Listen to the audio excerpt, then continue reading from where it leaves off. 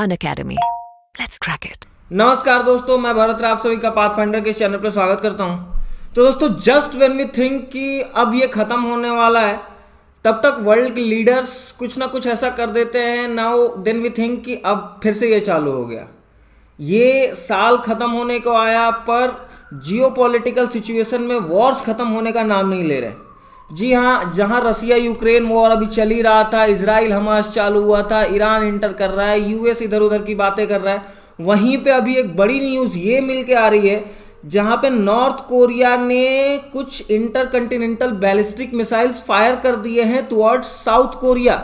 जी हाँ, north Korea ने कुछ आईसीबीएम मिसाइल्स फायर किए। So North Korea fires what could be a ballistic missile and US wants nuclear war. ये statement आया है नॉर्थ कोरिया की तरफ say that US nuclear war चाहता है। मतलब इन लोगों ने खुद से मिसाइल्स फायर भी किए और वहां की प्रेसिडेंसी ये बोल रही है कि नहीं, अब ये लोग चाहते हैं कि यहाँ पे वॉर हो न्यूक्लियर।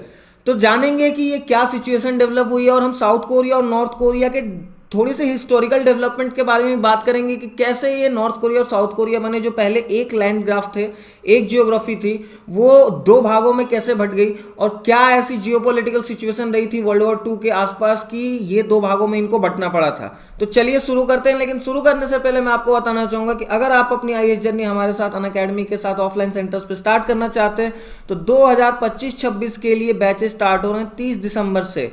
और यहाँ पे अगर आप 24 दिसंबर के पहले एडमिशन लेते हो और मेरा कोड यूज़ करते हो BR10, तो आपको इंस्टेंट 40% ऑफ मिलेगा। यानी कि जो प्राइसिंग पहले 1,75,000 की थी, वो अब सिर्फ 1,09,999 की। तो ये आपके लिए हमारी तरफ से एक क्रिसमस गिफ्ट है। और अगर आप घर बैठे सारी जानकारी पाना चाहते हो, तो इस QR कोड को स्कैन करो। इससे एक गूगल फॉर्म खुल जाएगा जिसमें आप पूरी डिटेल फिल कर सकते हो, और वहाँ पे मेरा कोड यूज़ करोगे BR10। फिर आपको अनअकैडमी की एक टीम हमारी तरफ से कांटेक्ट करेगी और आपको सारी जानकारी प्रोवाइड करा देगी। तो चलिए शुरू करते हैं। अभी कल की तारीख में, कल शाम को साउथ कोरिया के मिलिट्री की तरफ से एक डिटेक्शन हुई नॉर्थ कोरिया बैलिस्टिक मिसाइल का, नॉर्थ कोरियन बैलिस्टिक मिसाइल, जो कि फायर किया गया था टुवर्ड्स इट्स ईस्टर्न वाटर्स। तो अगर आप देखो यहाँ पे, तो ये नॉर्थ कोरिया है और ये साउथ कोरिया है। तो इसके ईस्टर्न रीजन में इधर से एक इंटरकंटिनेंटल बैलिस्टिक मिसाइल के फायरिंग की डिटेक्शन हुई थी। The latest launch comes after a torrent of weapons test in recent months that has elevated tension between Seoul and Pyongyang. यानी कि नॉर्थ कोरिया और साउथ कोरिया के बीच में ये टेंशन रिसेंटली इसलिए डेवलप हुआ क्योंकि दोनों कंट्रीज अपनी मिसाइल टेस्टिंग कर रही हैं। तो एक कंट्री मिसाइल टेस्टिंग के लिए मिसाइल छोड़ रही है, तो दूसरी और ऊपर से छोड़ रही है, और इसमें ऐसा टेंशन डेवलप हो रहा है जिसमें कि अभी जो ये कल की एक फायरिंग हुई है, ये जस्ट नियर बाई जाके गिरी है साउथ कोरिया के ईस्टर्न वाटर्स में। So South Korea's Joint Chiefs of Staff didn't immediately say what type of missile it was and how far it flew. अभी तक कोई क्लैरिटी इस बात की नहीं है, बट ये एक काफ़ी ज़्यादा गहरा संकेत दे रहा है कि North Korea is right now provoking south Korea. Japan का भी इसमें एक स्टेटमेंट आया that the missile had landed outside it's EEZ।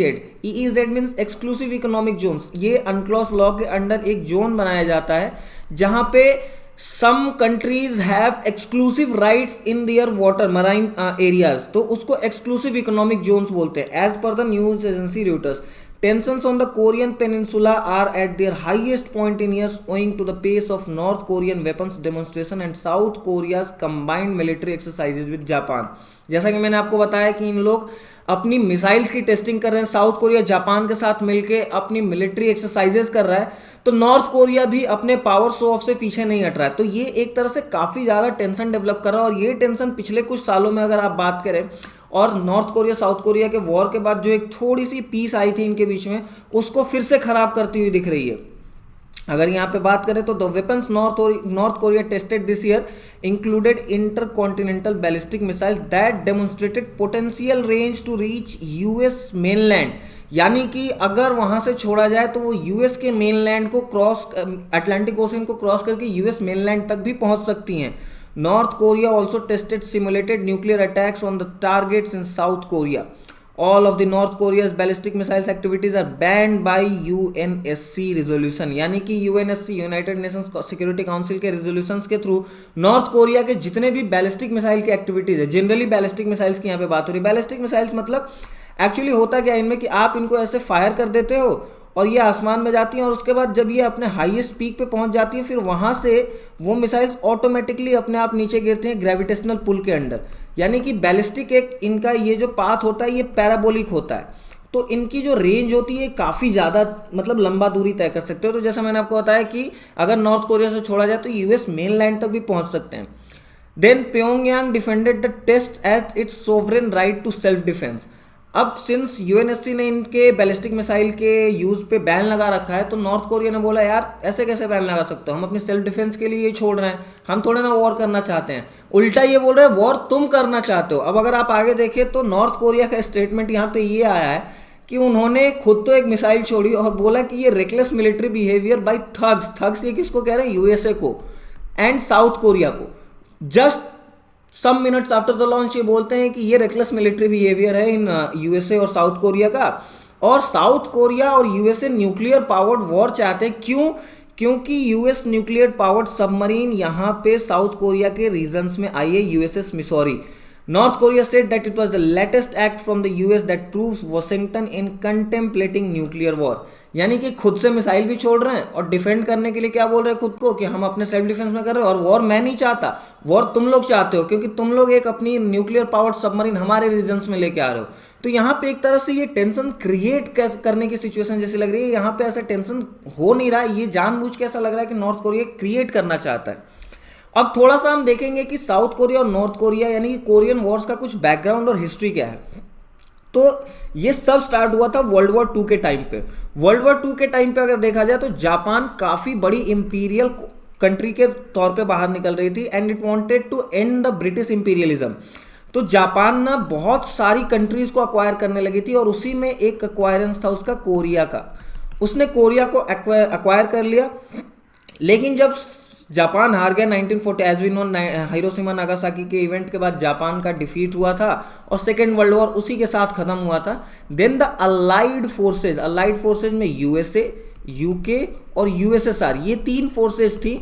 इन्होंने बोला that we will establish a 4 power trusteeship over Korea at the Yalta Conference. यानी 1945 में एक कॉन्फ्रेंस हुई थी, वहां पे ये 4 पावर ट्रस्टीशिप इन 3 कंट्रीज ने डिसाइड करी थी। लेकिन फिर यूएसएसआर बगावत कर गया और उसने बोला कि नॉर्थ कोरिया हमारा, और नॉर्थ कोरिया के रीजन्स को अक्वायर कर लिया। So however the USSR invaded Korea and took control of the north while the south remain under the rest of the allies, mainly the USA. और उसी time एक line बनाई गई थी 38th पैरेलल, यानी कि 38 डिग्री नॉर्थ लैटिट्यूड है। इसी लैटिट्यूड को कंसीडर किया गया boundary line between South Korea and North Korea. In 1948 the Republic of Korea that is South Korea and the Democratic Republic People's Republic of Korea यानी कि North Korea को establish किया गया। और इनके बीच एक्चुअली देखा जाए तो एक यहाँ पे बाद में लाइन भी बना दी गई थी बफर जोन की। ये बफर जोन के क्रिएशन की हम बात देखेंगे क्या हुआ। उसके बाद 1950 में जब 1945 में ये चीजें सारी सेटल हो गई, फिर 1948 में नॉर्थ कोरिया और साउथ कोरिया का एस्टैब्लिशमेंट हो गया। देन 1950 में नॉर्थ कोरिया जिसको कि यूएसएसआर ने बैक करा था, उसने अचानक से एक अटैक कर दिया साउथ कोरिया पे और उसकी बहुत सारे रीजन्स को अक्वायर कर लिया।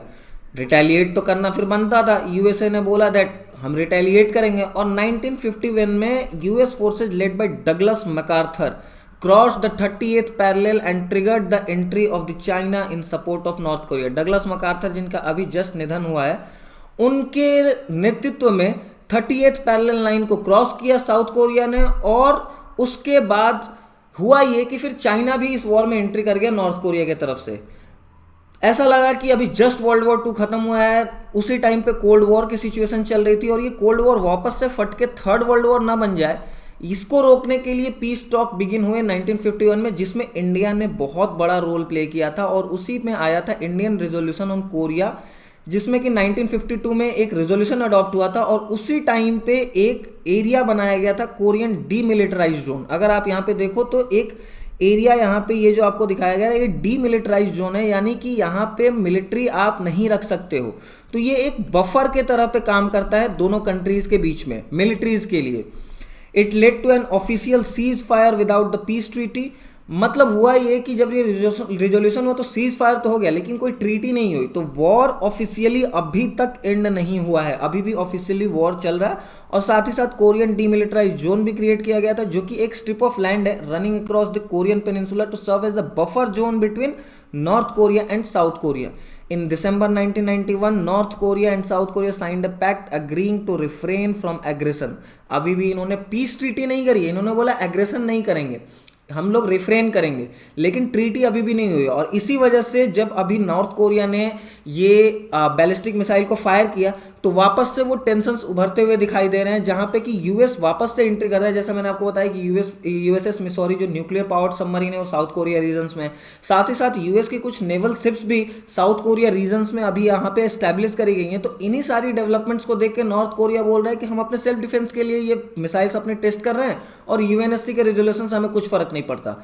तो एक तरह से ये जो अभी जियोपॉलिटिकल सिचुएशन चारों ओर बन रही है, जहां रसिया यूक्रेन के बीच में वॉर चल रहा है, इजराइल हमास के बीच में, गाजा के बीच में वॉर चल रहा है, ईरान काफी हद तक इंटरफेयर कर रहा है इन वॉर्स में, यूएस की इंटरफेरेंस देखने मिल रही है, वहीं पे अभी अब एक नया विवाद उठते हुए दिख रहा है जहां नॉर्थ कोरिया और साउथ कोरिया एक दूसरे से आपस में लड़ने को तैयार है।